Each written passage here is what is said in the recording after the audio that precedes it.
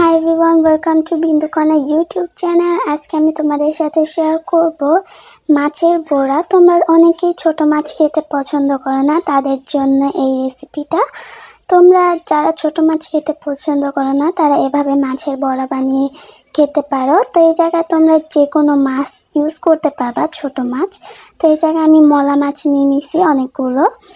তারপর এই যেগুলোকে ভালোভাবে পাটায় মিহিন করে বেটে নিবা, যাতে এর মধ্যে কাঁটাগুলো আছে ওইগুলা যেন বোঝা না যায়। তুমি দেখতেই পাচ্ছ আমি কতটা স্মুথলি এইগুলা বেটে নিছি। তারপর এইগুলো হচ্ছে পোলার চাল, যেগুলো আমি এগুলা ভিজিয়ে রাখছিলাম কিছুক্ষণ। এখন এইগুলাকেও ভালোভাবে বেটে নিব, কারণ মাছের সাথে যদি আমরা এগুলা মিশাই তাহলে অনেক বেশি মুচমুচে হবে এবং খেতে অনেক বেশি মজা লাগবে। তোমরা দেখতে পাচ্ছ এটা কতটা কোনা কোনা, মানে অল্প বাটা বলে যেটাকে, আমি ওই বাটাতে দিছি, এটাকে মিহিন করে নিছি। তোমরা চাইলে ব্লেন্ডারে জারে এগুলা ব্লেন্ড করে নিতে পারো, বাট অল্প।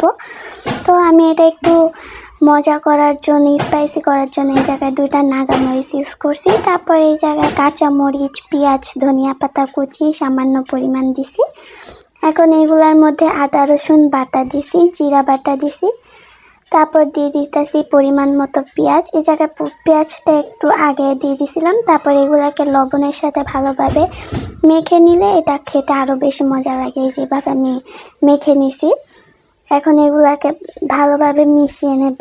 তারপর এর মধ্যে দিয়ে দেব পরিমাণ মতো মরিচের গুঁড়া, 2 টেবিল চামচ পরিমাণ মরিচের গুঁড়া দিছি আমি একটু ঝাল বাড়ানোর জন্য। তারপর দিয়ে দিছি 1 টেবিল চামচ পরিমাণ হলুদের গুঁড়া। এখন এগুলাকে ভালোভাবে একটু মিশিয়ে নেব ডলে ডলে। তোমরা দেখতেই পাচ্ছ হাত দিয়ে আমি এগুলাকে মিশিয়েছি, কারণ এগুলার মধ্যে কোনো কাটা নেই। তারপর এই একটা কড়াইতে আমি তেল দিয়ে দিছি।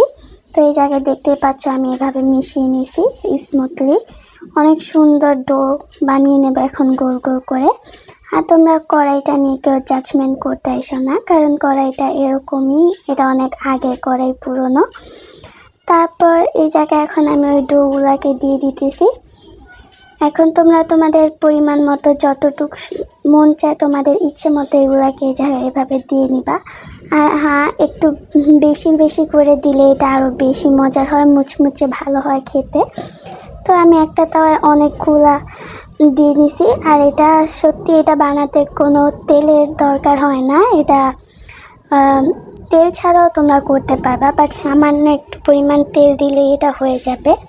আমি এই জায়গায় একটু তেল দিছি। তারপরে এগুলাকে একটু উল্টে পাল্টে ভালোভাবে ভেজে নিতেছি, একটু জাতা দিয়ে, যাতে এর মধ্যে যেন সবগুলো ভালোভাবে সুন্দরভাবে সিদ্ধ হয়ে যায় এবং ভাজাটাও সুন্দর হয়, মচমচে। তোমরা এগুলাকে একটু লাল লাল করে ভেজে নিবা।